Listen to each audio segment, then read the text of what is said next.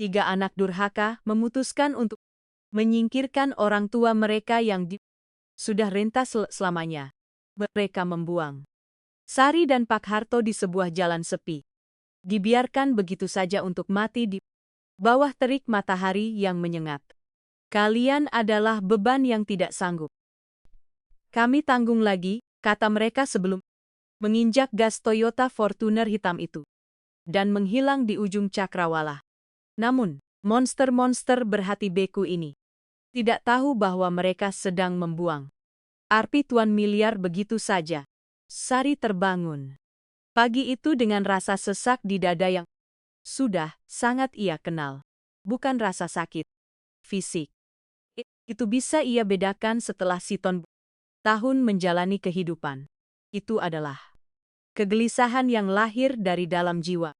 Ketika kau merasa tidak lagi disambut di tempat yang seharusnya menjadi rumahmu. Rumah itu sunyi, namun sunyi yang berat. Syarat dengan ketegangan. Pak Harto masih tidur di sisi, bernapas dengan susah. Payah karena usia dan masalah jantung yang begitu mengkhawatirkan mereka. Ia memandangi sesuaminya sejenak melihat kerutan yang telah diukir waktu di wajah lelaki yang ia cintai selama niptu tahun. Wajah yang terukir oleh kerja keras yang jujur.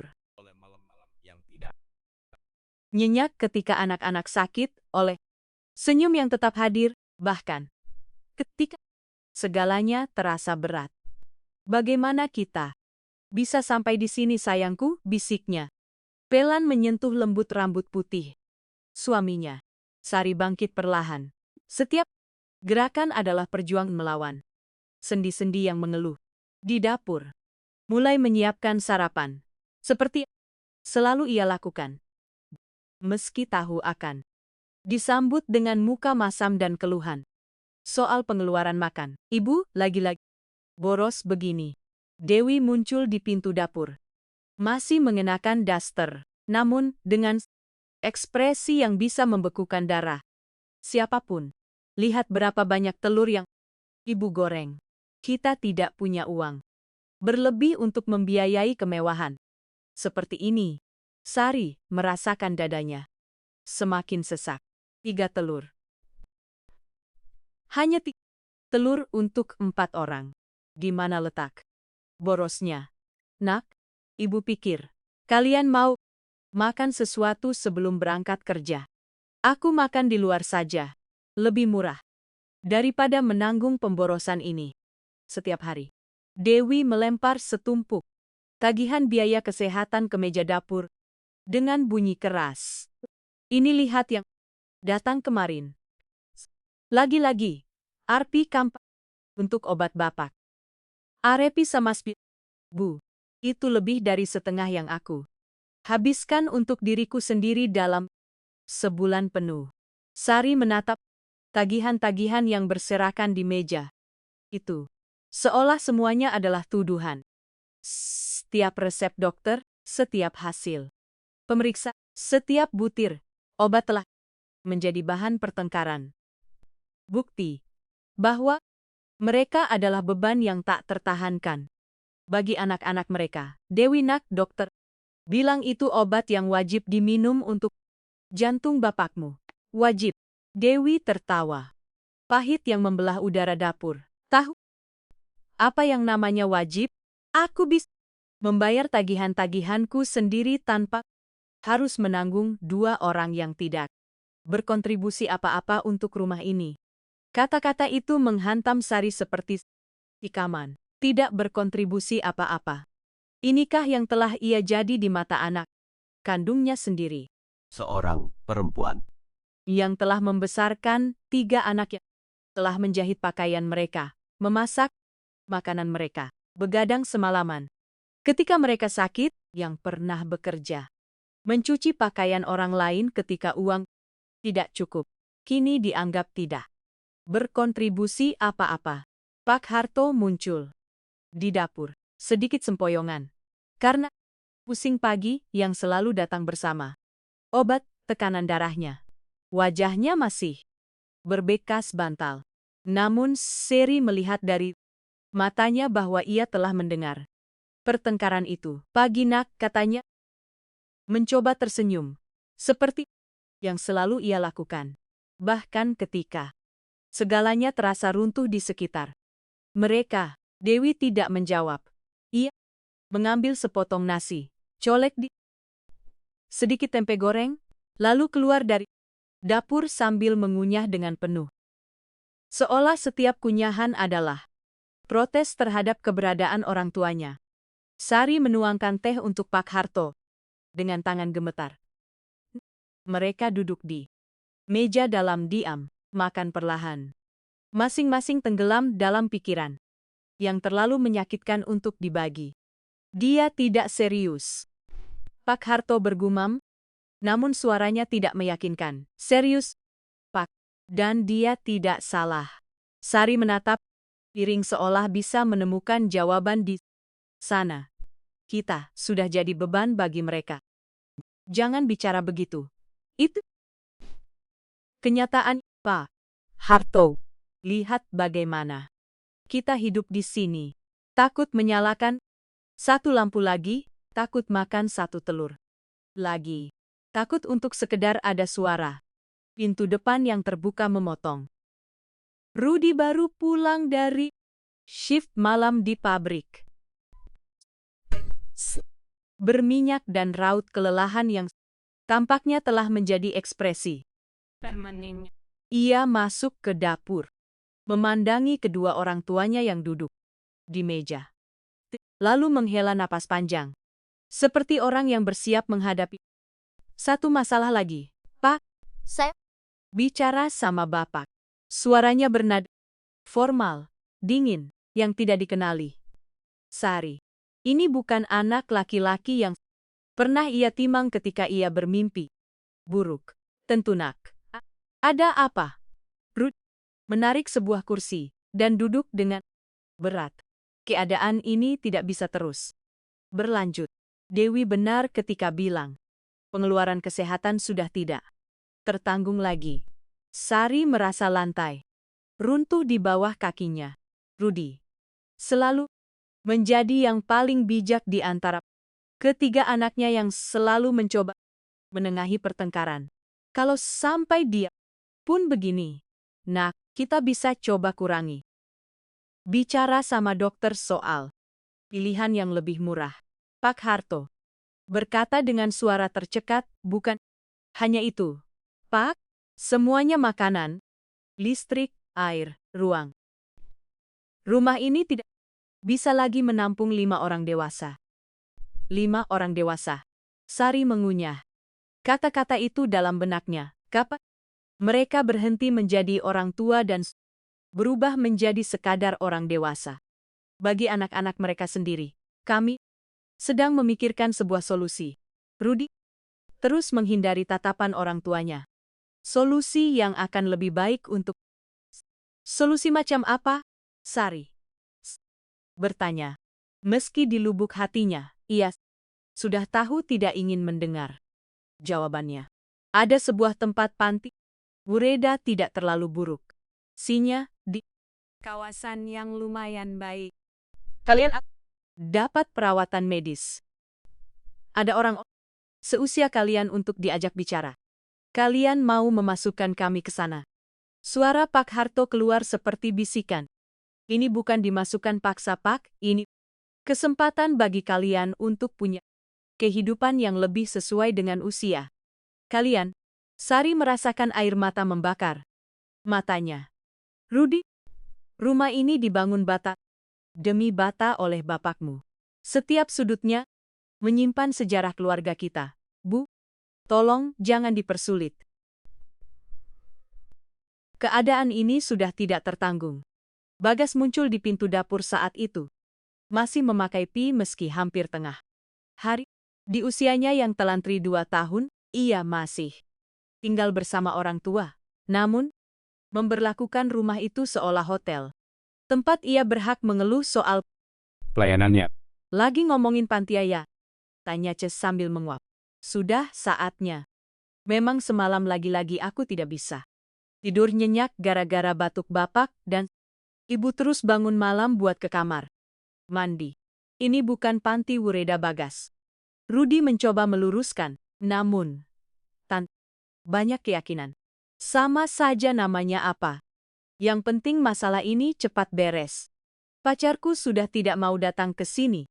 Karena dia tidak nyaman melihat kalian berdua ada di mana-mana. Kata-kata Bagas. Seperti tikaman tepat sasaran di jantung. Sari tidak nyaman. Mereka membuat orang tidak nyaman hanya dengan keberadaan mereka. Pak Harto berdiri dari meja. Perlahan.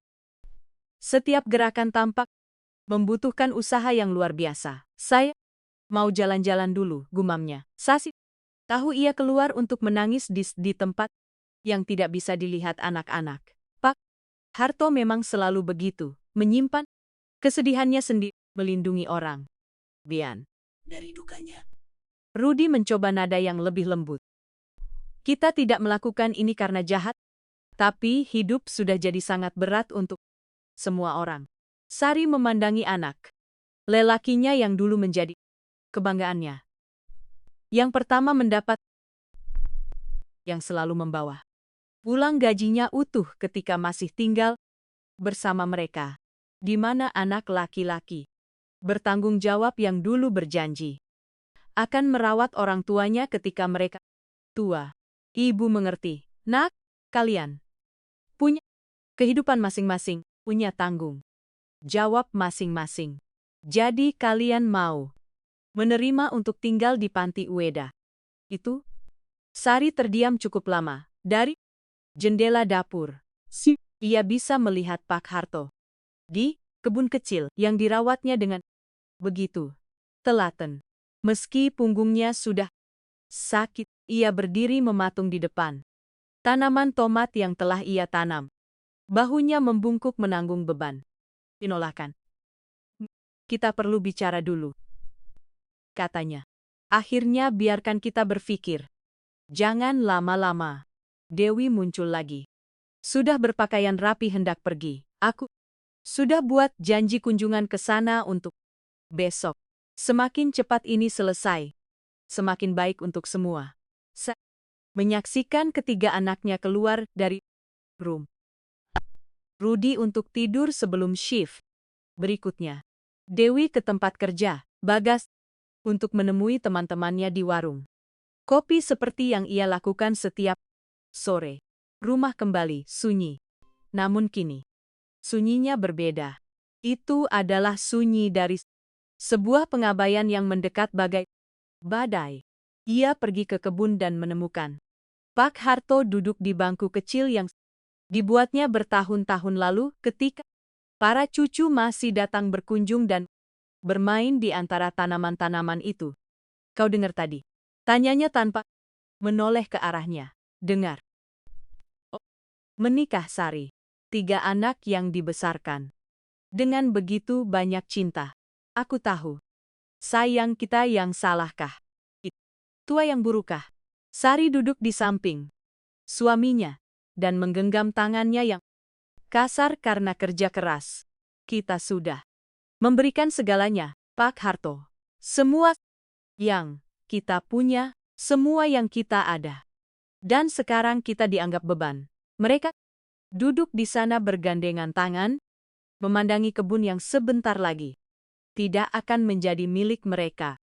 Bunga-bunga yang Sari tanam dengan begitu tuh telaten, rempah-rempah yang ia rawat untuk memberi cita rasa pada masakan yang tak seorang pun berterima kasih lagi. Buah-buahan yang Pak Harto betik dengan bangga semua akan ditinggalkan. Sari Pak Harto berkata, Pelan, kalau kita pergi ke tempat itu, kita pergi untuk mati. Ia tahu suaminya. Benar. Mereka mengenal orang-orang lain yang telah ditempatkan di panti Wureda oleh anak-anak mereka. Sedikit yang bertahan lebih dari setahun, bukan karena perawatan medisnya, tapi hati yang hancur. Setidaknya kita akan bersama. Bisiknya menggenggam tangannya. Berat. Namun jauh di lubuk dadanya, Sari merasakan sesuatu akan segera berubah. Ia tidak tahu apa. Tidak tahu bagaimana. Namun, ada kegelisahan aneh di udara. Seolah takdir menyiapkan sesuatu yang tidak bisa dibayangkan oleh siapapun di antara mereka. Di dalam dompet tua Pak Harto, tersimpan di antara foto-foto lama anak-anak ketika mereka masih mencintainya. Ada sebuah amplop kekuningan yang bahkan tidak ia tahu keberadaannya. Sebuah amplop yang datang bertahun-tahun lalu dan disimpan oleh Sari tanpa dibuka, mengira itu hanya salah satu selebaran promosi dari bank. Takdir punya rencananya sendiri dan kadang keadilan datang ketika kita paling tidak menduga. Tempat yang paling tidak terduga. 3 minggu berlalu sejak percakapan di dapur itu dan suasana di rumah telah menjadi Sari bangun setiap hari dengan perut mual, seolah firasat bahwa sesuatu yang mengerikan sedang mendekat. Pak Harto hampir tidak bisa makan dan ia tahu itu bukan hanya karena obat jantungnya. Ketiga anak itu telah berubah total sikapnya. Tidak ada lagi obrolan santai, tidak ada lagi selamat pagi atau selamat malam. Mereka keluar masuk rumah seperti penghuni kos yang kesal dan nyaris tidak tahan dengan kehadiran sang pemilik rumah. Pada pagi yang nahas itu, Sari sedang di tempat jemuran. Saat menjemur pakaian, Tika ia mendengar suara-suara pelan dari ruang tengah. Ia langsung mengenali nada berbisik penuh konspirasi itu. Nada yang sama yang dipakai anak-anak ketika mereka masih kecil dan sedang merencanakan kenakalan. Namun, kenakalan itu ditujukan kepada mereka. Sudah beres semua. Itu suara Dewi. Berbisik seolah sedang merencanakan kejahatan. Rudi sudah konfirmasi sama orang panti Ureda. Mereka jemput sore ini. Sari merasa selututnya lemas. Ini mereka bahkan tidak memberitahu kalau mereka tidak mau pergi. Bagas bertanya. Dan Sari bisa membayangkan ekspresi penuh rasa rendah di wajah si bungsu. Mereka mau? Rudi menjawab dengan ketegasan yang membekukan darah Sari.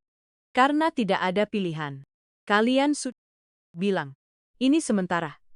Dewi bertanya.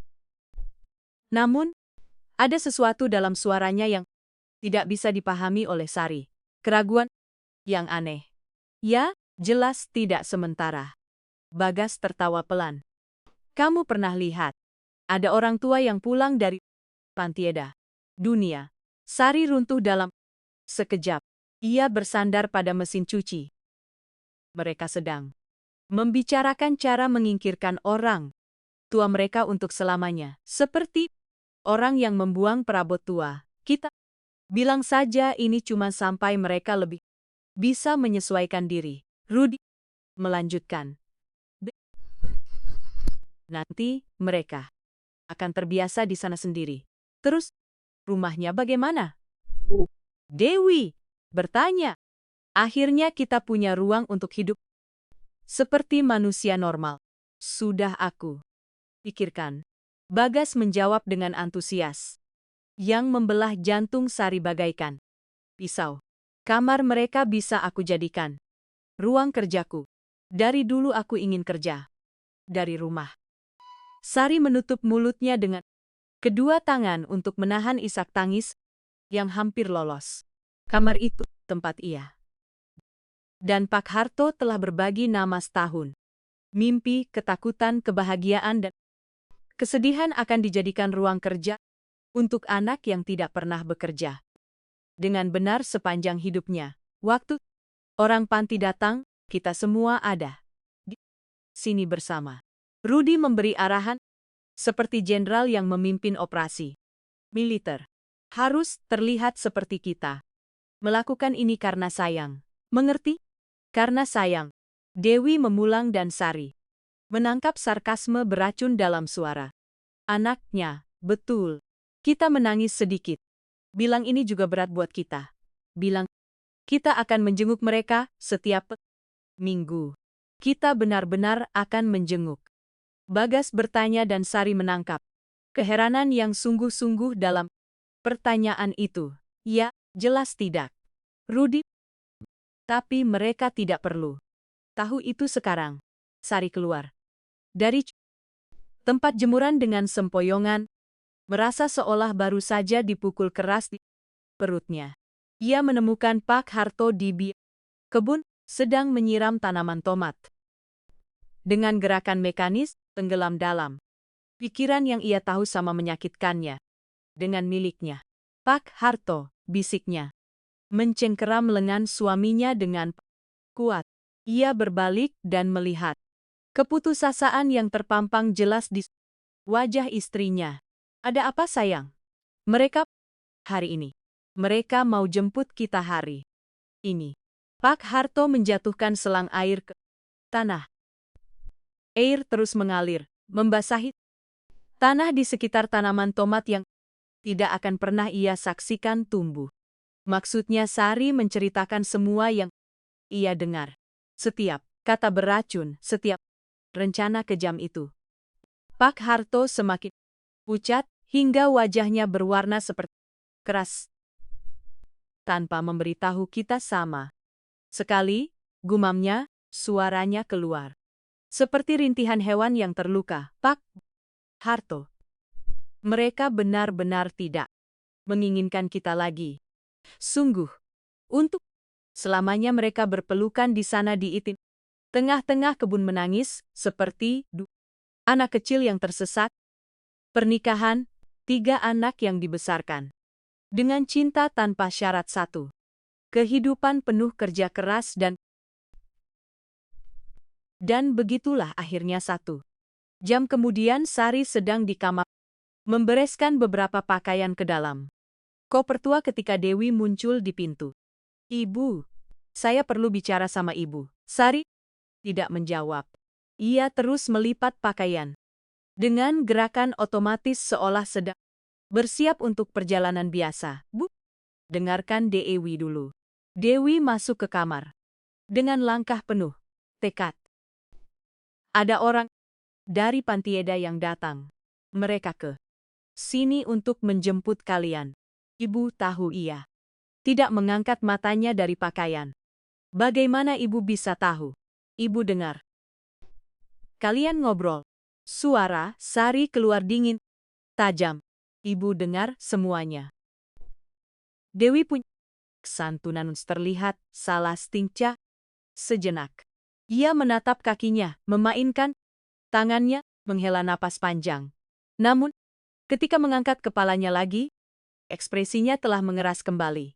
Jadi, ibu tahu ini demi kebaikan semua orang. Demi kebaikan ibu dan bapak. Demi kebaikan kami adalah tetap tinggal di rumah yang kami bangun dengan begitu banyak cinta.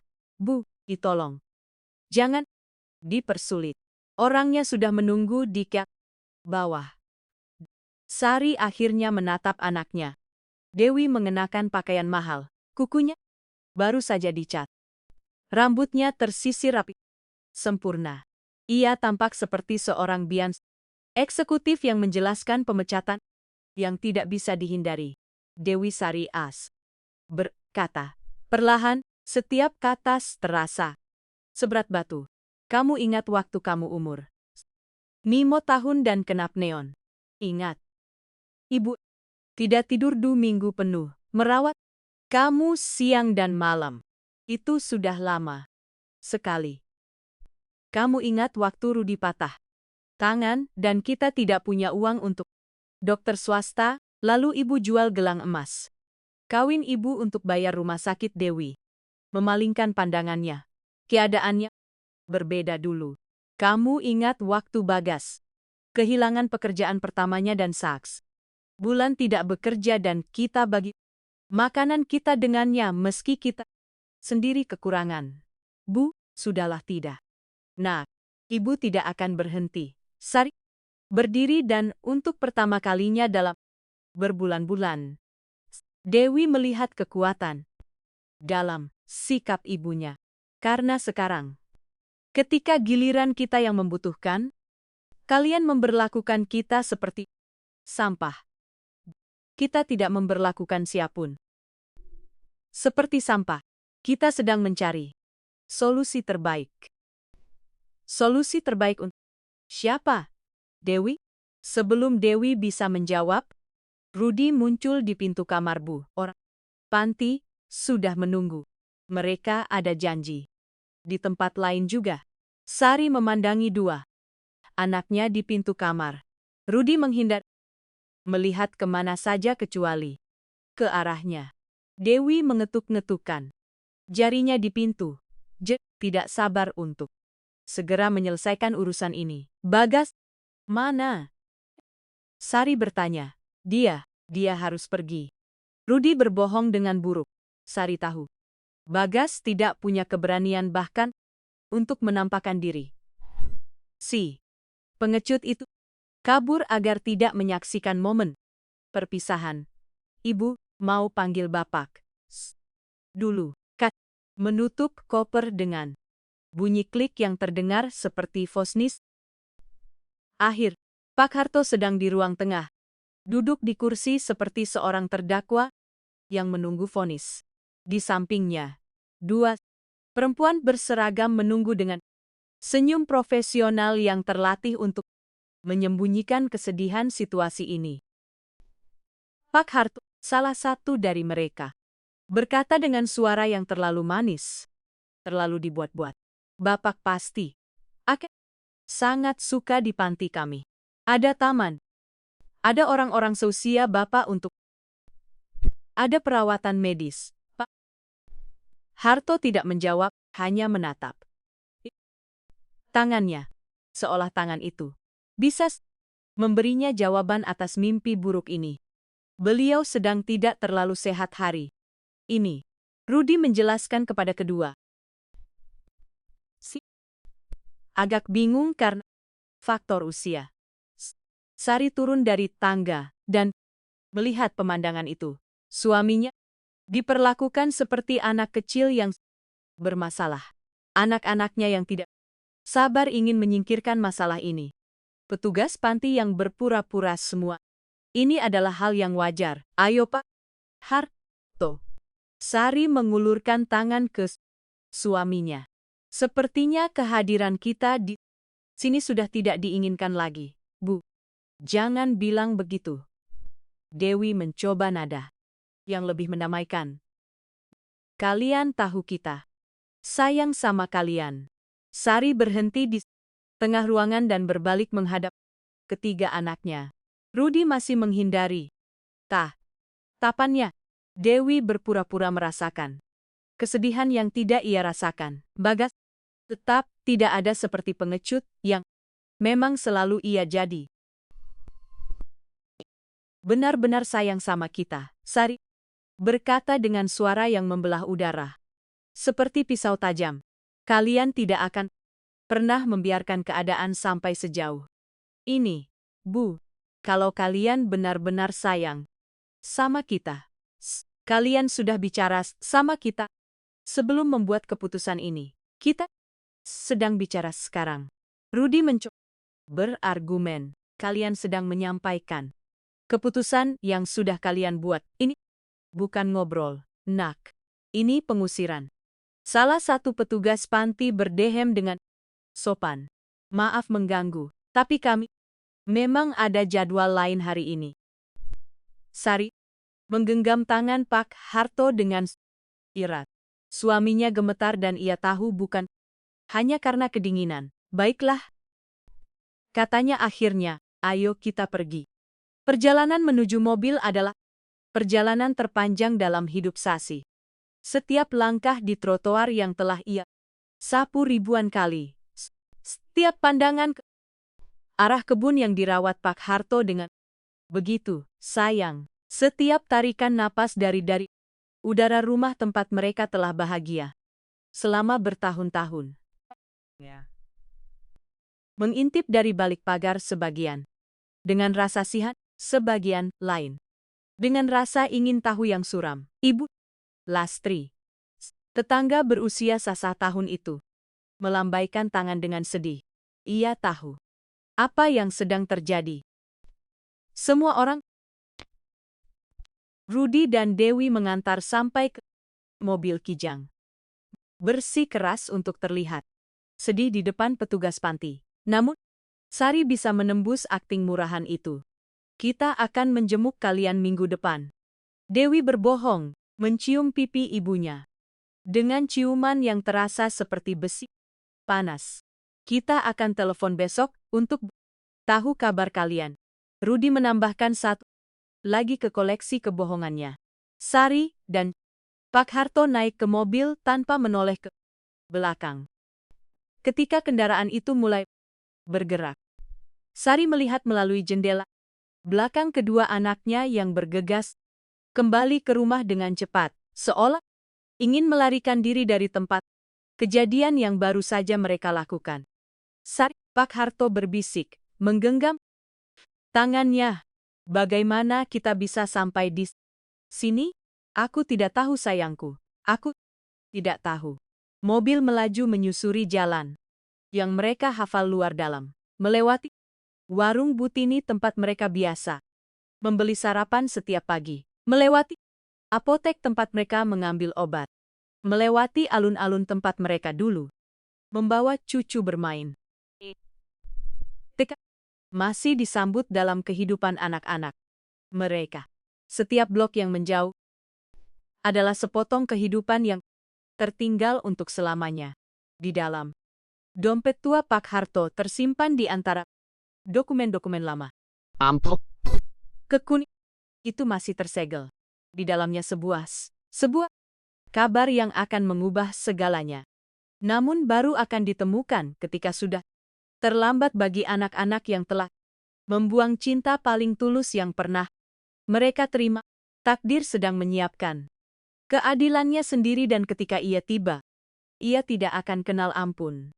2 minggu. Di lantai Sari terbangun sekali lagi. Karena suara batuk yang memekakan telinga dari belasan penghuni kamar asrama bersama itu. Wow. Yang bercampur dengan bau pesing dan disinfektan telah menjadi bagian dari udara yang ia hirup menempel di kulitnya. Seperti cap pengabaian yang tidak bisa hilang meski sudah mandi. Pak Harto berbaring di ranjang sebelah. Namun ia tampak menyusut setengahnya sejak mereka tiba di sana. Matanya yang dulu masih bersinar bahkan dalam kesedihan, kini redup seperti kaca yang berembun. Ia hampir tidak bicara, hampir tidak makan, hampir tidak bergerak. Seolah ia sedang sekarat, perlahan, sepotong demi sepotong. Setiap harinya, Pak Harto, bisiknya, mengulurkan tangan melewati celah sempit. Semalam tidurnya, bagaimana? Ia memutar kepalanya. Setiap gerakan seolah membutuhkan usaha yang luar biasa. Aku mimpi kebun kita Sari. Aku mimpi sedang menyiram tanaman tomat. Matanya langsung berkaca-kaca.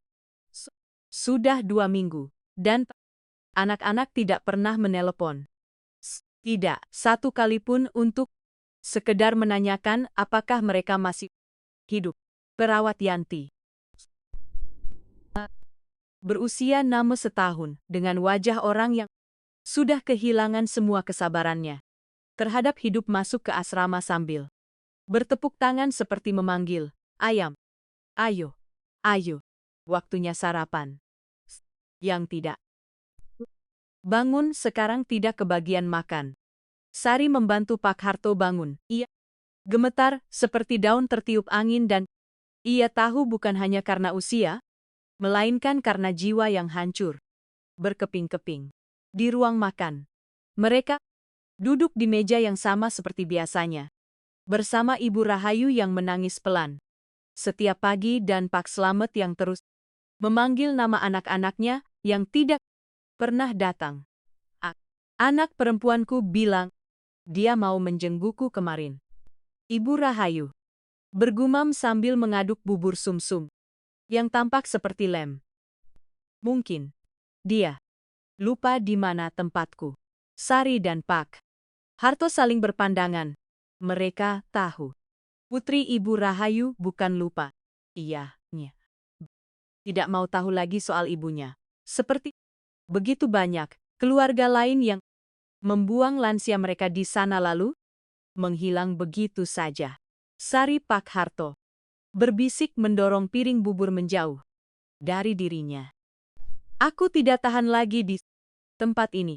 Aku tahu sayang. Tidak tahan. Kalau kita pergi dari sini. Mau kemana? Harto Anak-anak kita. sudah tidak menginginkan kita. Rumah sudah bukan milik kita lagi. Pak Harto terdiam cukup lama, mengunyah kata-kata yang terlalu menyakitkan untuk diucapkan. Akhirnya ia mengangkat matanya dan Sari melihat di sana sebuah tikat yang tidak ia lihat selama berminggu-minggu. Sari memang harus mati juga, biarlah. Di jalanan menghirup udara segar, bukan di tempat yang berbau kematian ini. Ia merasakan merinding menjalar di sepanjang punggung. Bukan rasa takut, melainkan sesuatu yang menyerupai harapan. Harapan yang penuh keputusasaan, namun tetap saja harapan. Kamu serius? Serius. Kita bisa. Barang kita dan pergi. Kita bukan. Tapi Pak Harto, kita mau. Ke mana? Kemana saja yang jauh dari sini? Kemana saja tempat kita bisa mati? Dengan bermartabat? Terahari kemudian di tengah malam buta, Sari sudah terjaga. Selama berjam-jam. Menatap langit-langit. Asrama yang catnya mengelupas di sampingnya. Pak Harto bernapas dengan susah payah. Namun, ia tahu suaminya juga tidak tidur. Mereka telah menghabiskan 3 hari terakhir merencana. Dalam bisikan seperti dua narapidana yang sedang merencanakan kabur. Perawat shift malam sudah tertidur di kursi resepsionis seperti yang selalu ia lakukan sekitar pukul 5 pagi. Inilah celah kesempatan yang sedang mereka. Sekarang Pak Harto berbisik. Mereka bangun perlahan. Setiap gerakan diperhitungkan agar tidak menimbulkan suara. Sari mengambil kantong plastik, tempat ia menyimpan sedikit pakaiannya. Pak Harto mengenakan jaket lusuhnya, satu-satunya pelindung dari dinginnya. Dini hari. Mereka berjalan berjinjit, menyusuri koridor yang berbau keputusasaan dan pengabaian, melewat resepsionis tempat perawat itu. Kepalanya terkulai ke belakang di kursi. Pintu depan terkunci. Namun Pak Harto tahu caranya. Ia telah mengamati selama berhari-hari bagaimana para petugas membukanya di pagi hari. Ia memutar kunci perlahan. Logam itu berderit, seperti teriakan yang tertahan. Udara dini hari menerpa mereka seperti tamparan dingin. Namun itu adalah udara paling segar yang mereka hirup selama berminggu-minggu. Sari menggenggam tangan Pak Harto erat-erat, seolah ia akan menghilang jika ia melepaskannya. Kemana sekarang? Tanyanya memandangi jalanan yang sepi di bawah cahaya kuning. Jalan jauh dari sini, Sari. Jawabnya sejauh mungkin. Mereka mulai berjalan menyusuri trotoar yang retak. Dua sosok yang membungkuk diterpa usia dan penderitaan membawa semua sisa kehidupan mereka dalam sebuah kantong plastik tua. Sejam kemudian di jalan raya, matahari sedang terbit ketika mereka tiba di jalan lintas yang membelah kota. Sari merasakan kakinya gemetar karena kelelahan. Namun ia terus melangkah karena tahu bahwa berhenti berarti menyerah dan ia belum siap untuk menyerah. Pak Harto berhenti setiap beberapa langkah, menempelkan tangannya di dada dan bernapas dengan susah payah. Jantungnya sedang meminta tolong, namun ia berpura-pura baik-baik saja agar tidak membuat Sari semakin khawatir. Kita istirahat sebentar, katanya. Ketika melihat Pak Harto sudah terlalu pucat, mereka duduk di rumputan kering. Di pinggir jalan, arus kendaraan cukup ramai. Orang-orang yang tergesa menuju kehidupan mereka. Yang teratur, menuju keluarga. Yang mencintai mereka. Sari, Pak Harto berkata dengan suara lemah. Kamu menyesal sudah pergi? Tidak pernah. Ia menggenggam tangannya dengan kuat. Aku lebih memilih mati dengan bebas daripada hidup terkurung di tempat itu. Sebuah truk lewat sambil membunyikan klaks, menerbangkan awan debu yang mereka. Sari mengusap matanya yang berair dan melihat bahwa napas Pak Harto semakin berat. Kamu tidak apa-apa, cuman capek. Bohongnya. Namun, Sari melihat bahwa ia berkeringat dingin. Meski pagi itu sejuk, mereka terus berjalan. Setiap langkah adalah pertempuran melawan kelelahan dan keputusasaan. Jalan raya terbentang tanpa ujung di depan mereka. Dan Sari mulai bertanya-tanya, apakah mereka telah mengambil keputusan yang Namun, ketika ia menoleh ke belakang dan melihat kota yang mengecil di kejauhan, ia tahu bahwa ia 1000 kali lebih memilih berada di sana, bebas dan tersesat daripada terkurung di panti yang penuh kengerian itu. Tengah hari di bawah terik matahari yang menyengat, Sari, aku tidak sanggup lagi. Pak Harto berhenti di tengah jalan, lututnya goyah, wajahnya putih seperti kertas. Matahari tengah hari memukul kepala mereka tanpa ampun. Dan mereka tidak punya air, tidak punya makanan, tidak punya tempat tujuan. Pak Harto tahan. Sedikit lagi. Pasti ada tempat di dekat sini untuk beristirahat. Namun, ia tahu bahwa ia berbohong. Tidak ada apapun di sana selain aspal panas, semak-semak, dan kesunyian yang tak bertepi. Mereka berada di tengah ketiadaan. 2 orang lansia yang diabaikan oleh keluarga mereka sendiri berjalan tanpa. Pak Harto bersandar padanya. Seluruh berat sepi di polta tahun hidupnya menekan bahu Sari yang rapuh. Ia merasakan kakinya sendiri mulai goyah. Namun ia berusaha keras untuk menopang lelaki yang ia cintai selama 4 tahun. Itu. Aku rasa aku akan pingsan. Jangan. Pak Harto. Jangan. Kita pastis. Bisa. Namun bahkan ketika ia berkata demikian, ia merasakan bahwa Pak Harto semakin berat dalam pelukannya. Jantungnya sedang gagal bekerja. Ia bisa melihatnya dari bibir yang mulai membiru. Sari, aku cinta kamu. Aku juga cinta kamu. Sayang, selalu mencintaimu. Mereka berpelukan di sana di tengah jalan yang sepi. Sementara matahari yang tak kenal ampun menghukum tubuh mereka. Yang rapuh. Sari tahu bahwa itu mungkin pelukan terakhir dalam hidup mereka. Ya, bisiknya menatap langit biru yang kosong. Jika engkau masih punya belas kasih, kirimkanlah seseorang untuk menolong kami. Seolah doa itu didengar. Suara deru mesin mendekat. Sari mengangkat kepalanya dan melihat sebuah mobil tua mendekati mereka di jalan itu. Tidak ada yang mewah darinya. Itu adalah kari putih yang penyok. Catnya terkelupas dimakan waktu. Mobil melambat ketika pengemudinya melihat 2 orang tua yang berpelukan di pinggir jalan. Sari melambaikan tangan dengan putus asa seperti orang yang terdampar.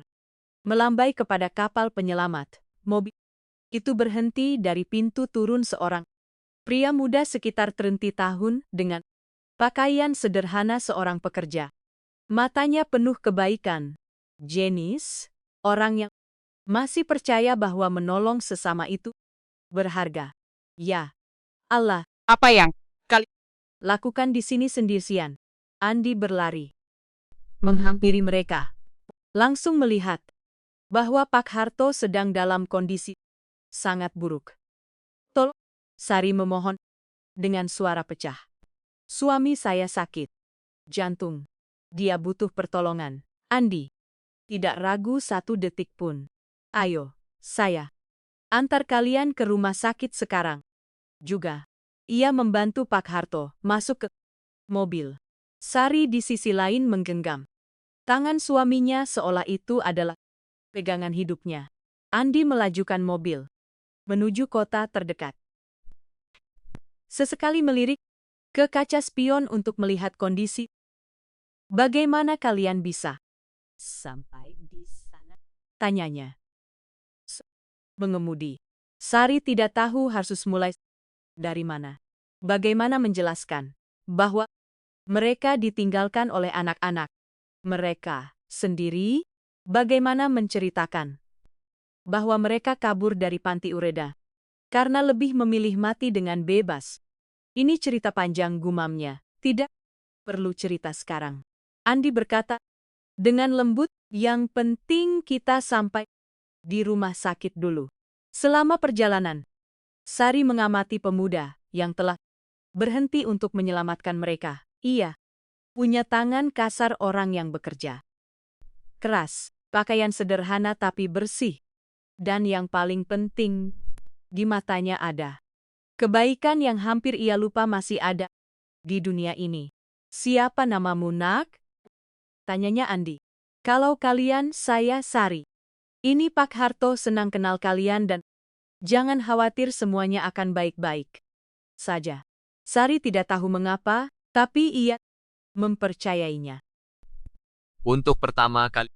Dalam berbulan-bulan, ia merasakan bahwa mungkin takdir belum sepenuhnya menyerah pada mereka. Di dalam dompet tua Pak Harto, amplop kekuningan itu masih tersimpan di antara dokumen-dokumen lama. Di dalamnya sebuah warisan yang akan mengubah segalanya. Namun saat itu, satu-satunya warisan yang berarti adalah kebaikan seorang asing yang memilih untuk berhenti menolong dua orang tua yang tersesat di jalan. Kadang para malaikat datang dengan mengendarai mobil. 2. 1 minggu di rumah sakit, Pak Harto membuka matanya perlahan, berkedip melawan cahaya putih kamar rumah sakit. Sejenak ia tidak tahu di mana ia berada. Bau disinfektan membuatnya takut bahwa ia telah kembali ke panti terkutuk itu. Namun ketika ia memutar kepalanya, ia melihat Sari duduk di kursi di samping ranjang, menggenggam tangannya dengan seirat. Kamu sudah kembali untukku? Bisiknya. Dan Pak Harto melihat bahwa matanya merah karena terlalu banyak menangis. Sari, Sudah berapa lama? 1 minggu penuh sasangku. Kamu terkena serangan jantung yang parah. Dokter bilang tipis sekali. Pak Harto mencoba mengingat jalan raya itu. Trik, matahari yang menyengat. Perasaan. Ia akan mati di sana. Ditinggal seperti hewan. Lalu seorang malaikat, seorang pemuda bermata penuh kebaikan yang telah menyelamatkan mereka. Mana pemuda yang membawa kita ke sini? Andi Saris tersenyum untuk pertama kalinya dalam berhari-hari. Dia di luar. Tidak pergi menit pun sejak kita tiba. Tidur di koridor setiap malam. Pak Harto merasakan matanya berkaca-kaca. Seorang asing telah melakukan untuk mereka apa yang anak-anak mereka sendiri tidak lakukan. Peduli. Apakah mereka hidup atau mati? Pintu terbuka pelan dan Andi masuk membawa segelas teh hangat yang mengepul. Matanya berbinar ketika melihat Pak Harto sudah sadar. Pak Harto, alhamdulillah, ia meletakkan teh di meja kecil dan mendekat ke ranjang. Bagaimana perasaannya? Masih hidup? Pak Harto menjawab dengan suara serak, tapi penuh rasa syukur. Alhamdulillah. Saya hanya melakukan apa yang orang lain juga akan lakukan. Sari dan Pak Harto saling berpandangan. Tidak, bukan itu yang akan dilakukan semua orang. Anak-anak mereka sendiri tidak melakukannya. Andi Sari berkata dengan suara tercekat. Kenapa kamu berhenti? Kenapa kamu mau menolong kami? Imudah. Itu memerah, menggeser kakinya, menatap lantai. Ah, Bu Sari. Soalnya kalian mengingatkan saya pada kakek nenek saya. Mereka meninggal waktu saya masih kecil, dan saya selalu berpikir kalau suatu hari saya melihat orang tua yang butuh terung. Dia tidak bisa menyelesaikan kalimatnya. Pak Harto mengulurkan tangannya yang gemetar dan Andi menerimanya dengan hati-hati, seolah sedang memegang sesuatu yang sangat berharga dan rapuh. Nak, kami lakukan sehingga berhak mendapatkan. Kebaikanmu? Bapak tidak melakukan. Kadang kita hanya bertemu orang yang tepat di waktu yang tepat. Kemudian saat keluar dari rumah sakit, Dokter. seorang pria berusia 60 tahun, dengan wajah orang yang telah menyaksikan banyak penderitaan, menyerahkan surat keluar kepada Sari, dengan ekspresi yang penuh kekhawatiran. Bu Sari, saya perlu jujur dengan ibu. Suami ibu mengalami serangan jantung yang serius. Jantungnya tidak bisa lagi menanggung guncangan emosi yang kuat atau upaya fisik yang berat. Sari mengangguk meski di dalam dadanya ada sasa sesak yang menyiksa. Dokter, kami tidak punya tempat untuk pergi. Dokter itu ragu sejenak, menatap berkas-berkas, lalu menatapnya. Keluarga ibu, apakah mereka tahu kalian ada di sini? Mereka sudah tidak mau tahu tentang kami, Dok. Wahyu menghela napas panjang. Ia sudah melihat banyak kasus seperti ini. Lansia yang ditinggalkan oleh anak-anak, mereka sendiri dibuang di rumah sakit. Seperti sampah yang tidak terpakai. Bu Sari, secara resmi saya tidak bisa merekomendasikan ini. Tapi suaranya merendah. Ada petugas sosial di sini yang kenal dengan sebuah keluarga yang menampung lansia yang tidak punya tempat tinggal. Orang-orang yang baik hatinya. Orang-orang baik masih ada di dunia ini. Ada. Dan ibu sudah bertemu salah satunya. Ia menunjuk ke arah Andi yang sedang di koridor berbicara dengan seorang perempuan berjilbab berusia sekitar 40 tahun. Sari menatap melalui jendela kamar dan melihat Andi berbicara dengan penuh semangat, seolah sedang menjelaskan sesuatu yang penting. Perempuan berjilbab itu mendengarkan dengan seksama, mengangguk-angguk. Siapa? Dia. Itu Fitri, istrinya. Andi meneleponnya kemarin dan lebih baik biarkan dia sendiri yang cerita ke ibu. 1 jam kemudian di koridor rumah sakit, Andi mendekati Sari dengan senyum. Malu-malu ditemani perempuan berjilbab yang ia lihat dari jendela tadi. Bu Sari, ini istri saya Fitri. Fitri melangkah maju dan mengejutkan Sari, memeluknya seperti orang yang sudah lama saling kenal. Sari, Andi sudah ceritakan semuanya tentang kalian. Tentang apa? Yang dilakukan anak-anak kalian. Tentang bagaimana kalian kabur dari tempat yang mengerikan itu. Sari tidak tahu apa yang harus ia katakan. Fitri berbicara dengan kemarahan yang tulus, seolah penderitaan mereka adalah penderitaannya juga. Andi dan saya sudah banyak bicara dalam beberapa hari ini. Andi melanjutkan sambil menggenggam tangan istrinya. Dan kami ingin mengajukan sebuah tawaran. Jantung Sari berdegup lebih kencang. Apakah mereka akan menawarkan uang atau pekerjaan? Ia tidak ingin diperlakukan seperti orang yang menerima sedekah.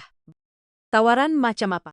Fitri berjongkok untuk sejajar dengan Sari yang sedang selokdok duduk di kursi roda. Sari, Andi dan saya sudah menikah setahun dan tidak pernah dikaruniai anak. Kami selalu bermimpi punya keluarga besar dengan kakek, nenek, paman bibi, sepupu-sepupu. Dan ketika saya melihat kalian di jalan itu, Andi melanjutkan. Rasanya seperti Allah menempatkan kakek nenek yang tidak pernah kami miliki di jalan kami. Merasakan air mata mengalir di pipinya. Apa yang kalian maksudkan? Kami ingin kalian tinggal bersama kami, Fitri berkata dengan suara yang teguh. Sebagai orang tua yang tidak pernah kami miliki. Tapi kalian tidak kenal kami. Kami sudah cukup kenal.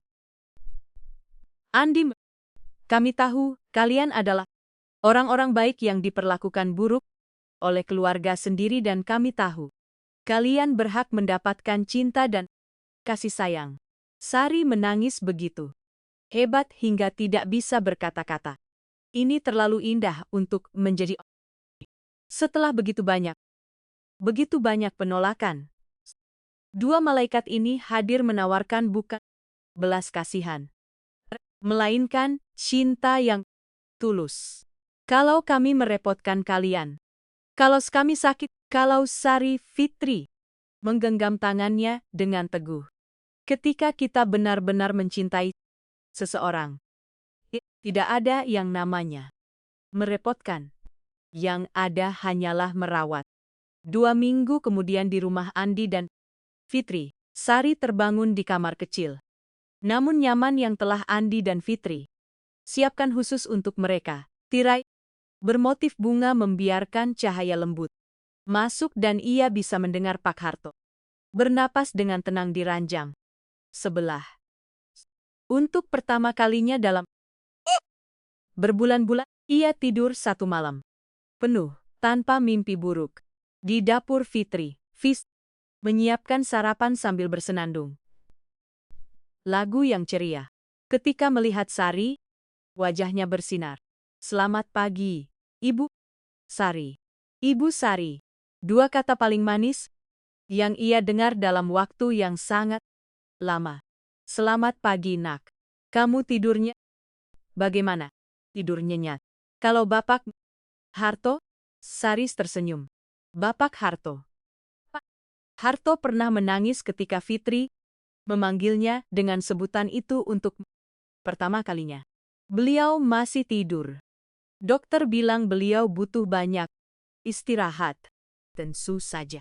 Dan beliau punya semua waktu di dunia untuk beristirahat di sini. Andi masuk ke dapur, sudah rapi untuk bekerja dan mencium pipi Sari.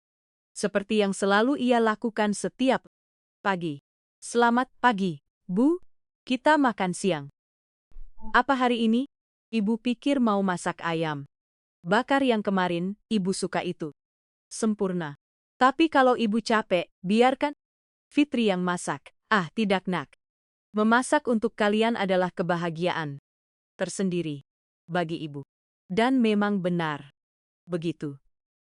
Setelah bertahun-tahun diperlakukan seperti pengganggu di dapur sendiri, Sari telah menemukan kembali kesesenangan memasak untuk orang-orang yang berterima kasih, yang memuji, yang minta tambah. Andi berangkat kerja dengan senyum di wajahnya dan Fitri duduk di meja bersasari untuk sarapan. Sari, Ibu, ada yang perlu Fitri ceritakan. Nada serius Fitri membuat Sari khawatir. Ada apa, Nak? Kemarin, waktu kalian sedang istirahat, bos yang datang. Dia bilang, sudah beberapa minggu mencari Harto Mulyono. Sari mengerutkan dahi. Harto Mulyo. Itu nama lengkap suami saya. Iya, Fitri. Dan dia bawa ini.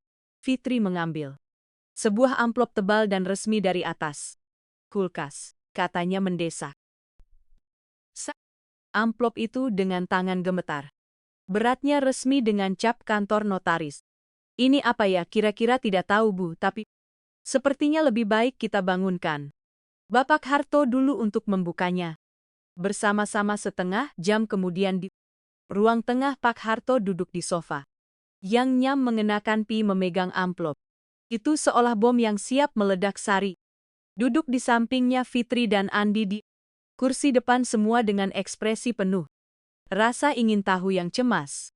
Buka saja, Pak Harto, Sari berbisik. Apapun isinya kita hadapi bersama, Pak. Harto merobek amplop itu perlahan di dalamnya ada beberapa dokumen, semuanya berformat resmi dengan kop surat kantor. Notaris. Matanya menelusuri baris demi baris. Mencoba menguraikan bahasa hukum yang rumit itu. Tiba-tiba wajahnya menjadi putih seperti kertas. Sari. Sari. Ini tidak mungkin benar. Ada apa? Apa yang tertulis di sana? Pak Harto Menggelengkan kepalanya. membaca ulang. Dokumen itu menggeleng lagi. Menyebutkan bahwa kakek saya, Mbah Karso, ada apa dengan kakek kamu, Pak Harto? Beliau punya banyak properti dan sekarang semuanya menjadi milik saya. Fitri dan Andi saling berpandangan. Properti macam apa? Bapak? Pak Harto menatap dokumen itu, Sekali lagi. seolah kata-kata itu akan berubah secara ajaib. Unit properti di pusat kota. Semuanya disewakan dan suaranya tersendat dan sejumlah uang yang sudah berbunga selama 2 tahun. Berapa banyak? Uangnya, Pak Harto? Sari bertanya dengan suara gemetar. Pak Harto membalik halaman, mencari angka yang akan mengubah hidup mereka selamanya. Miliar. Sari si miliar.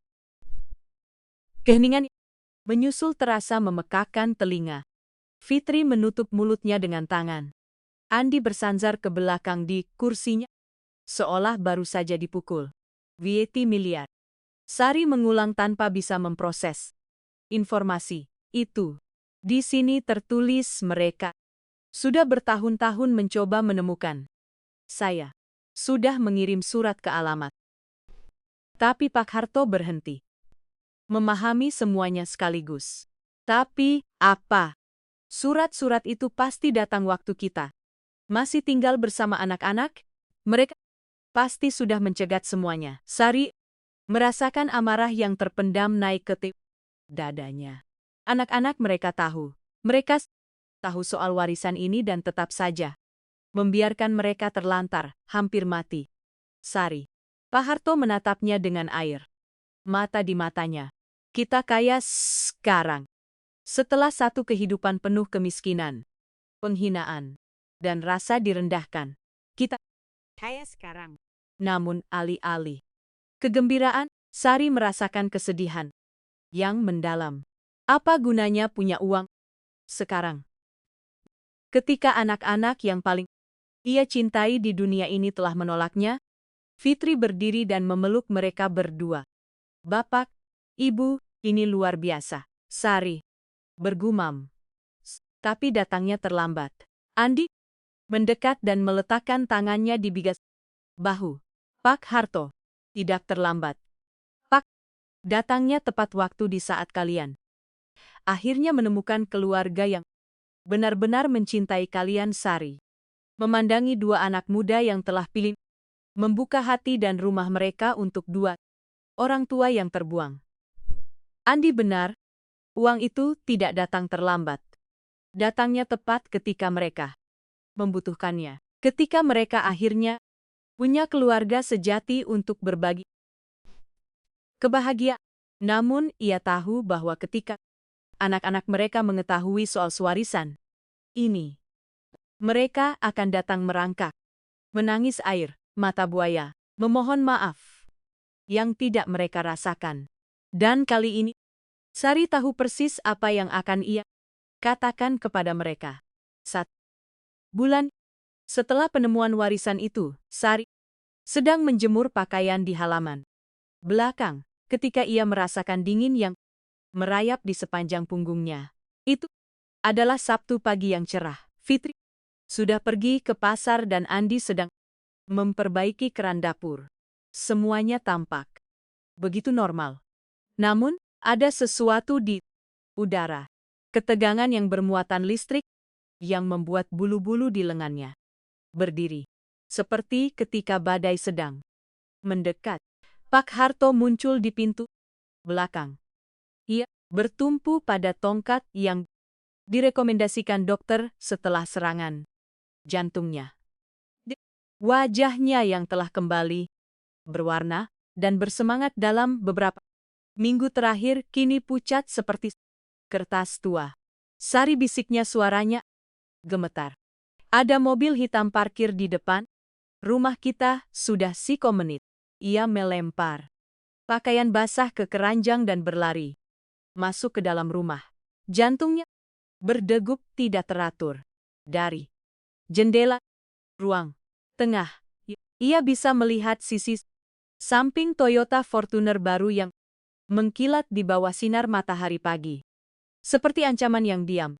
Mereka sudah menemukan kita, gumamnya. Kata-katanya keluar seperti vonis kematian. Bagaimana? Bagaimana mereka bisa tahu? Sari tidak menjawab karena ia tahu. Jawabannya. Uang. Bisa membeli segalanya. Bahkan lokasi dua orang tua. Yang hanya ingin hidup dengan tenang. 15 menit penyiksaan sunyi berlalu. Pintu-pintu Toyota Fortuner itu terbuka bersamaan. Seolah sudah dilatih untuk momen ini. Rudy turun dari sisis. Merapikan dasi mahalnya.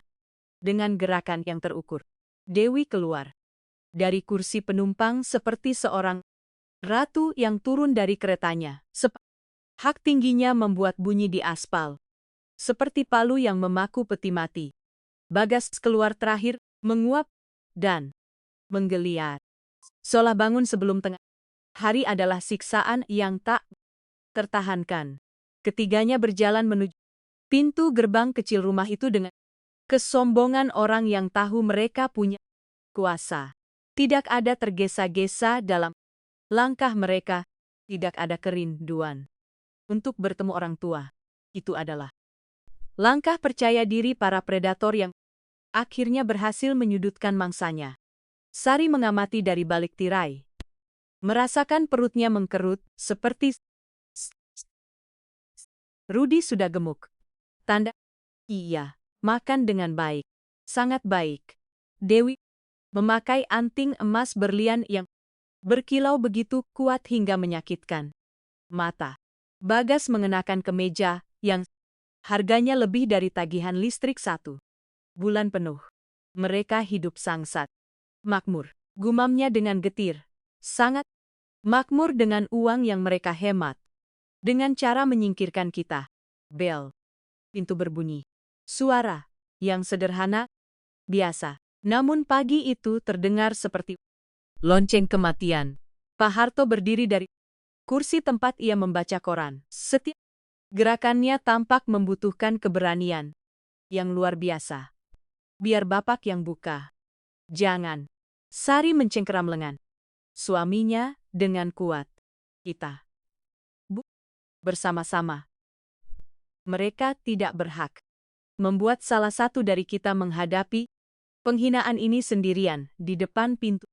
Berhadapan muka dengan masa lalu. Ketika Sari membuka pintu, pikiran pertama yang muncul adalah betapa asingnya ketiga anaknya itu baginya. Bukan secara fisik. Secara fisik mereka tetap sama, namun ada sesuatu di mata mereka, di sikap tubuh mereka, di cara mereka memandangnya yang membuatnya merasa seolah sedang berhadapan dengan 3 orang asing yang berniat buruk. Ibu Rudy berbicara lebih dulu, namun kata itu terdengar mekanis, terlatih seperti hafalan dari sandiwara amatir. Bapak. Dewi menganggukkan kepalanya, namun tidak menunjukkan niat untuk mendekat, memeluk atau bahkan sekadar mencium pipi. Bagas tidak berkata apapun, hanya memandangi sekeliling dengan ekspresi orang yang sedang menaksir harga sebuah properti. Kalian mau apa kesini? Sari bertanya, terkejut dengan ketegasan suaranya sendiri. Pertanyaan apa? Bu, Rudy memaksakan senyum yang tidak akan menipu siapapun, bahkan anak kecil sekalipun. Kami datang untuk melihat keadaan kalian. Kami khawatir. Pak Harto tertawa pahit yang membelah udara pagi. Khawatir setelah 2 bulan bungkam total. Dewi melangkah maju, mencoba mengambil kendali situasi dengan gaya otoriter yang sudah sangat dikenal. Sari. Pak, kami sudah jelaskan waktu itu. Bahwa itu demi kebaikan kalian. Panti Ureda adalah tempat terbaik. Tempat terbaik adalah neraka di dunia, Pak. Harto meledak. Suaranya bergema di sepanjang jalan yang tenang itu. Kalian tahu itu waktu kalian meninggalkan kami. Di sana, beberapa tetangga mulai mengintip dari balik pagar, tertarik oleh nada yang meninggi dari percakapan. Itu. Ibu Lastri, tetangga berusia si Tanti Sasa, tahun yang tinggal di rumah sebelah, menyibakkan tirai dengan hati-hati. Namun, Sari bisa merasaskan mata penasarannya mengamati kejadian ini. Pak, tolong jangan bicara begitu. Melirik ke kiri dan kanan dengan gelisah, jelas tidak nyaman dengan perhatian yang sedang mereka tarik. Ayo, kita ngobrol di dalam seperti orang-orang yang beradab. Ah, orang-orang yang beradab? Sari merasakan amarah yang terpendam naik dari dadanya. Seperti lava dari gunung berapi. Orang-orang yang beradab tidak meninggalkan orang tua mereka di jalan yang sepi. Bagas akhirnya berbicara. Dengan nada tidak sabar yang selalu ia pakai ketika sesuatu tidak berjalan sesuai kemauannya. Hei, kalian bisa berhenti drama begini tidak? Kami sini untuk menyelesaikan masalah ini. Sekali. Untuk selamanya. Masalah apa? Pak Harto bertanya. Meski di lubuk hati, ia sudah tahu jawabannya, Dewi dan Rudi saling bertukar pandang. Sekilas, komunikasi diam yang sudah dikenal Sari sejak anak-anak itu masih kecil dan baru saja melakukan kenakalan. Masalah warisan, Pak. Rudi mengucapkan kata-kata itu seolah menjelaskan matematika kepada anak kecil. Warisan dari Mbah Karso. Keheningan yang menyusul begitu dalam hingga Sari bisa mendengar jantungnya sendiri berdetak tidak teratur. Bagaimana kalian bisa tahu? Ia berhasil bertanya. Kami selalu tahu, Bu. Dewi menjawab dengan kelugasan yang membekukan darah Sari. Surat-surat dari kantor notaris sudah datang ke rumah bertahun-tahun. Kami simpan semua sambil menunggu saat yang tepat. Saat yang tepat untuk apa? Untuk menyelesaikan urusan keluarga ini sekali. Untuk selamanya.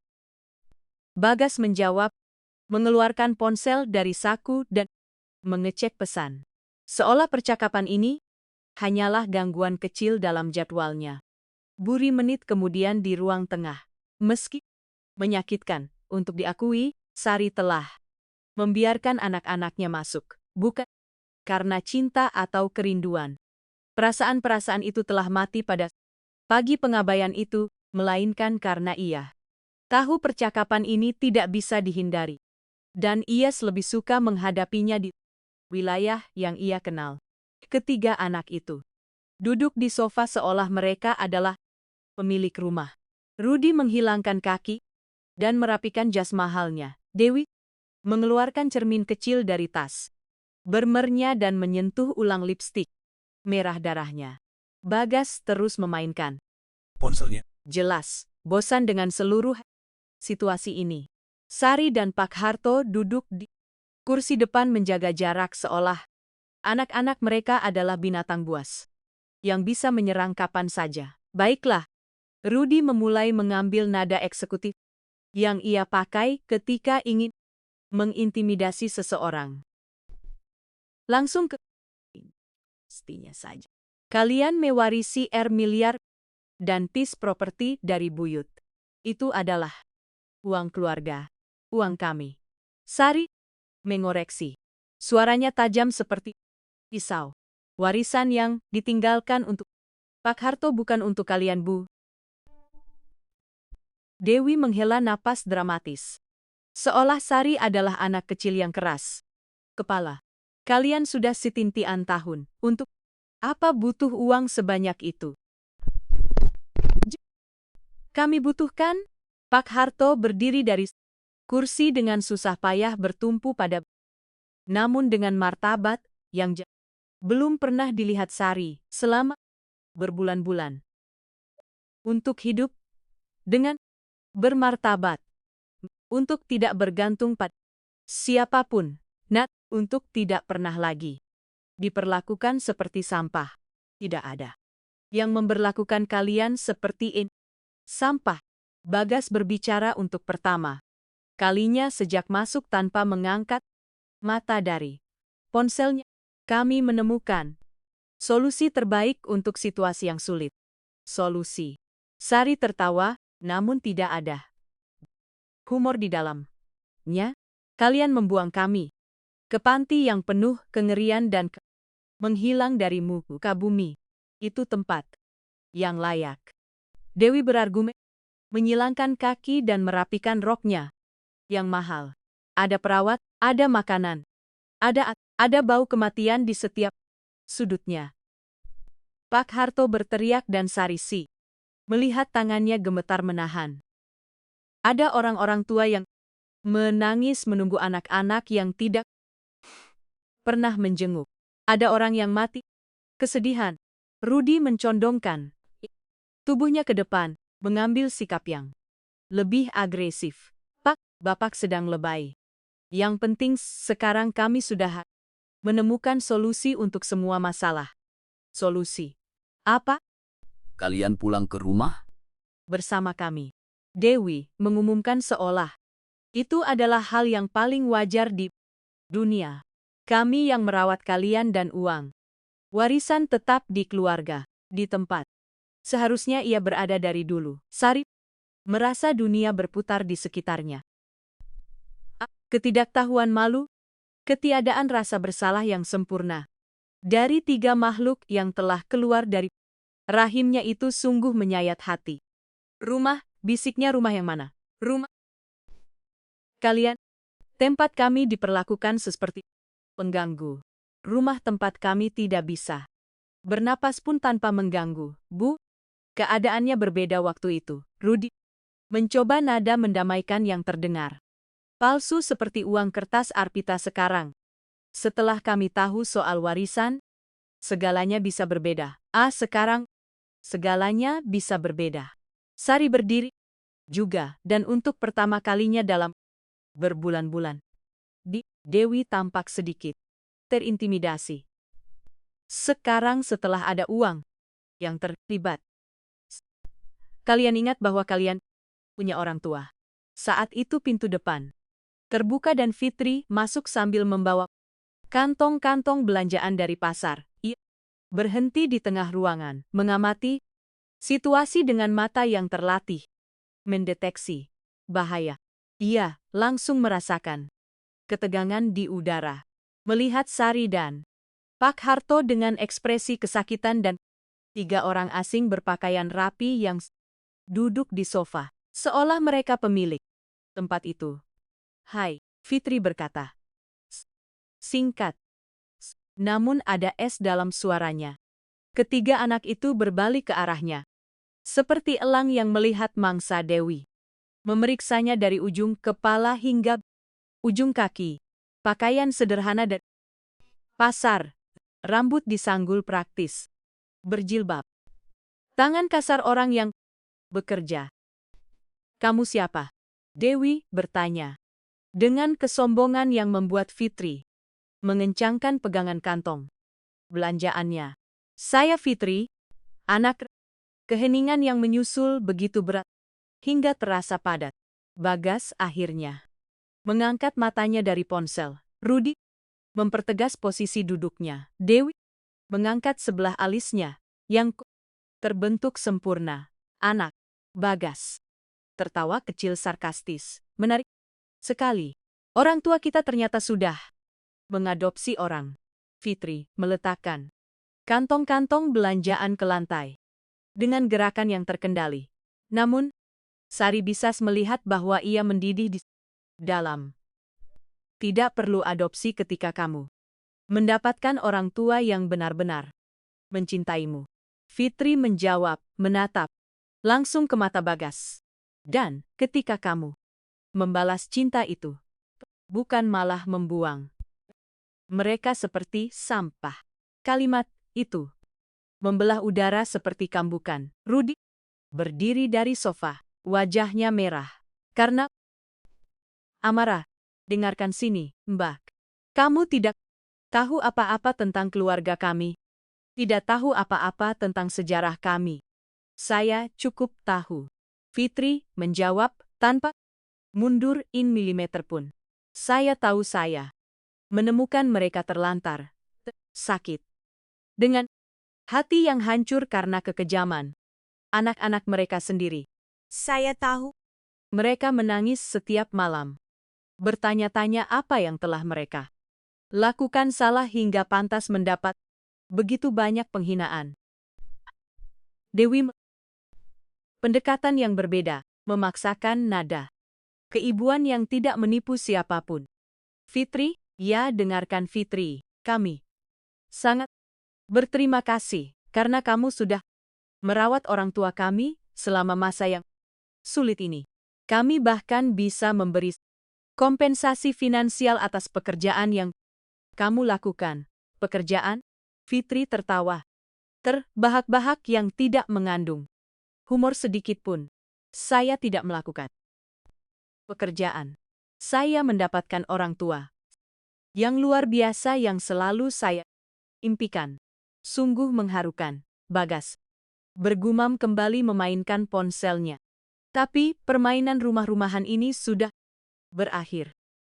Orang tua kami akan pulang ke rumah bersama kami. Permainan. Fitri mendekati sofa seperti seekor singa betina melindungi anak-anaknya.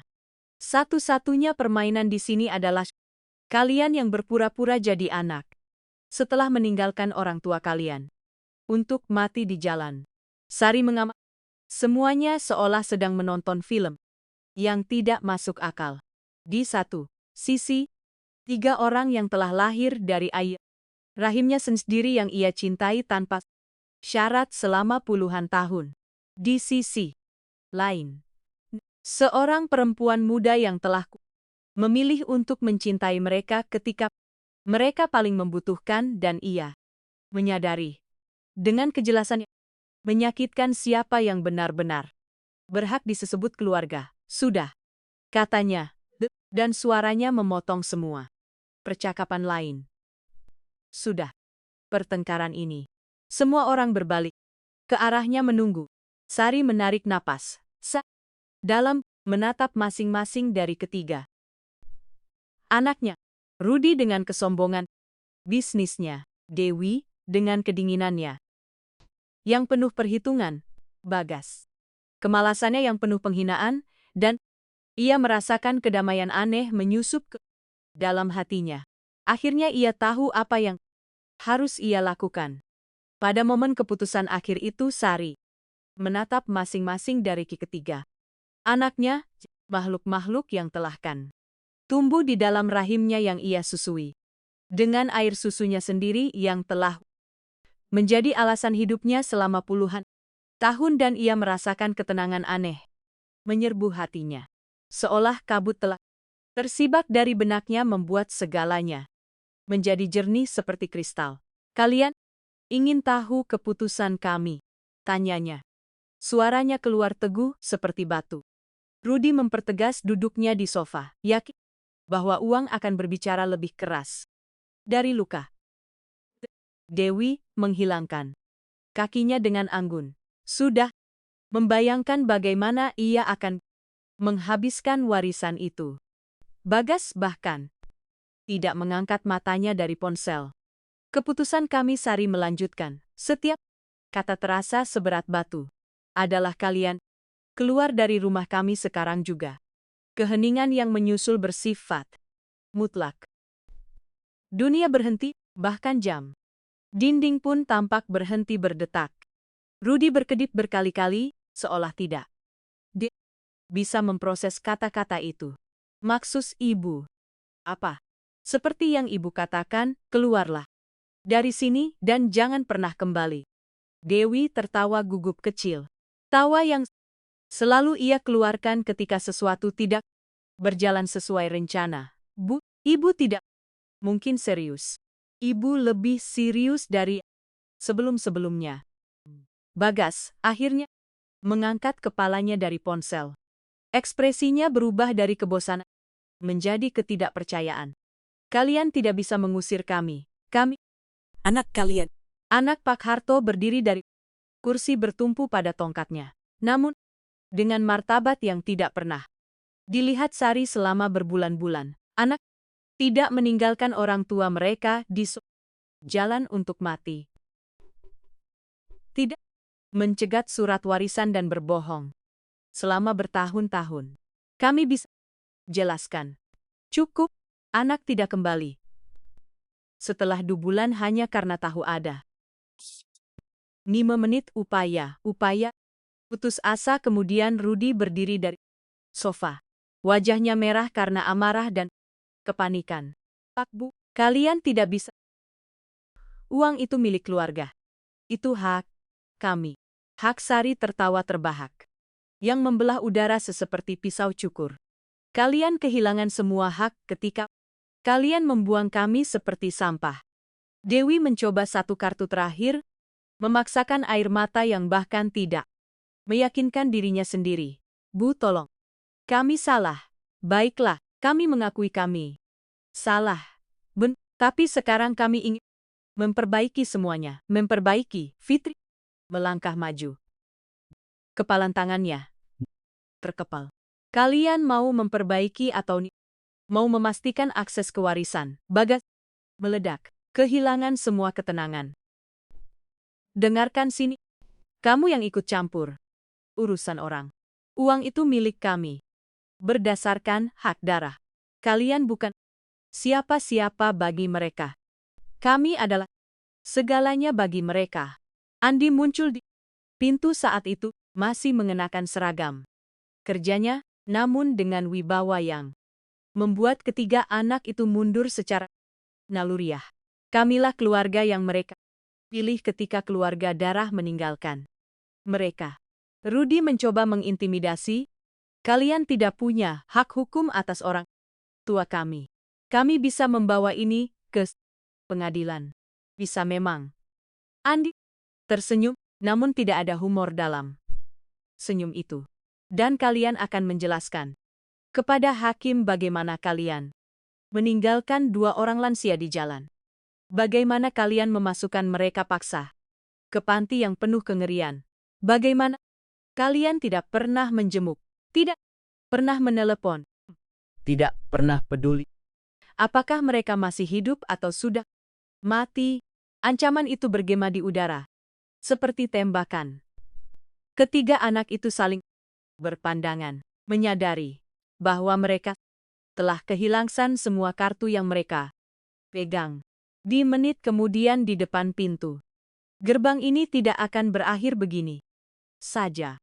Dewi berteriak sambil berjalan menuju Toyota Fortuner. Sepatu tingginya membuat bunyi di aspal seperti tembakan. Kalian akan menyesal. Kami sudah menyesal. Sari menjawab dari beranda. Suaranya tenang seperti air yang diam. Kami menyesal telah membesarkan 3 anak yang tidak punya hati. Bagas berbalik 1 kali lagi.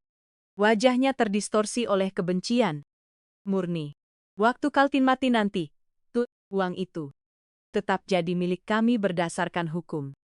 Kalau kalian sudah begitu yakin akan hal itu, si Pak Harto berkata, bertumpu pada Fitri dan Andi seolah mereka adalah mengapa tidak menunggu dengan sabar saja? Rudi masuk. Ke mobil dengan gerakan kasar, menyalakan mesin dan menginjak gas dengan keras, membuat ban memekik di aspal. Toyota Fortuner hitam itu menghilang di tikungan seperti awan badai yang menjauh. Para tetangga yang Mengintip dari balik pagar. Pertengkaran itu mulai berpencar. Sebagian menggelengkan kepala dengan tidak setuju. Sebagian lain berbisik-bisik soal adegan yang baru saja mereka saksikan. Saris merasakan Lututnya goyah dan bersandar pada pegangan beranda. Seluruh adrenalin dari konfrontasi itu keluar dari tubuhnya, meninggalkannya dalam kelelahan yang dalam. Sudah selesai, bisiknya. Sudah selesai, Bu Sari. Fitri memeluknya dengan erat. Ibu tadi gagah berani seperti singa betina. 1 minggu kemudian di kantor notaris, Pak Hendra, seorang pria beruban berusia 100 tahun berkacamata berbingkai emas, menata berkas-berkas di atas meja jati dengan gerakan yang presisi. Sari, Pak Harto, Fitri, dan Andi duduk di kursi-kursi kulit menunggu. Baik, Pak Harto, Bu Sari, semuanya sudah beres. Warisan telah resmi dialihkan atas nama Bapak dan Ibu. Lalu soal anak-anak kami, Sari, mereka tidak memiliki hak hukum apapun atas warisan selama Bapak dan Ibu masih hidup. Dan sesudahnya, Pak Hendra tersenyum. Nah, itu tergantung surat wasiat yang Bapak dan Ibu buat. Sari dan Pak Harto saling berpandangan. Mereka tahu persis apa yang ingin mereka lakukan. Tahun kemudian, rumah sederhana milik Andi dan Fitri telah berubah menjadi sebuah tempat tinggal yang penuh kehidupan. Dengan sebagian warisan itu, mereka telah memperluas bangunan, membuat kebun yang lebih besar, tempat Pak Harto membudidayakan tanaman-tanamannya, dan yang paling utama membuka pintu bagi lansia-lansia terlantar lain yang membutuhkan cinta dan kasih sayang. Sari sedang di dapur, menyiapkan makan siang untuk Delan. Selain mereka berempat, ada Ibu Rahayu yang mereka bawa keluar dari panti Weda. Pak Joko yang ditemukan tertidur di alun-alun tanpa tempat berteduh. Ibu Mariam yang ditinggalkan anak-anaknya di terminal bus, dan Pak Budi yang anak-anaknya pindah keluar negeri dan tidak pernah memberi kabar. Nenek Sari, teriak sebuah suara anak kecil dari kebun. Sari tersenyum mendengar cucu yang ia dapat sebagai hadiah. Putri berusia 3 tahun milik Fitri dan Andi yang lahir tidak lama setelah mereka pindah ke rumah yang lebih besar. Si kecil Naila, yang diberi nama sesuai nama buyut perempuan Sari, telah membawa kebahagiaan yang lebih besar lagi bagi keluarga yang terbentuk dari pilihan itu. Pak Harto masuk ke dapur. Lebih segar dan sehat dari yang pernah ia tampilkan dalam bertahun-tahun. Sari, ada surat datang. Ia menatap amplop itu dan langsung mengenali tulisan tangan Rudi. Itu adalah surat kelima dalam 2 tahun. Yang lain-lainnya sudah ia bakar tanpa dibuka. Mau diapakan ini? Pak Harto, Bertanya. Sari mengambil amplop itu, memandanginya sejenak, lalu membuangnya langsung ke tempat sampah. Hal yang sama seperti yang mereka lakukan pada kita. Jawabnya dibuang. Sore itu duduk di beranda dikelilingi oleh orang-orang yang benar-benar mencintainya. Sari menyaksikan matahari terbenam melukis langit dengan warna kemasan. Pak Harto ada di sisinya menggenggam tangannya, seperti yang ia lakukan selama 6 tahun. Fitri dan Andi bermain bersama Naila di kebun. Para lansia lainnya mengobrol dengan semangat tentang rencana-rencana untuk hari esok. Begitulah seharusnya. Sebuah keluarga bukan darah, bukan gen, bukan kewajiban hukum, cinta, kepedulian, dan pilihan. Sari memejamkan matanya dan bersyukur kepada Allah atas pelajaran paling berat, sekaligus paling berharga dalam hidupnya. Kadang kita perlu kehilangan keluarga yang kita miliki untuk menemukan keluarga yang kita layak dapatkan. Dan ketika Pak Harto meninggal tahun kemudian tidur dengan tenang dalam pelukannya di sebuah dini hari musim kemarau, surat wasiat Yang ia tinggalkan, mewakafkan seluruh warisannya kepada Fitri, Andi, dan para lansia lain yang telah menemukan keluarga di rumah yang dibangun oleh Cinta, Rudi Dewi, dan Bagas. Masing-masing menerima jumlah simbolis sebesar Rp. Zinggosa beserta sebuah surat untuk anak-anak yang meninggalkanku ketika aku membutuhkan. Aku tinggalkan hal yang sama seperti yang kalian berikan padaku ketika aku paling membutuhkan. Tidak ada keadilan Allah kadang lambat datangnya, namun selalu tiba. Dan ketika tiba, ia sempurna.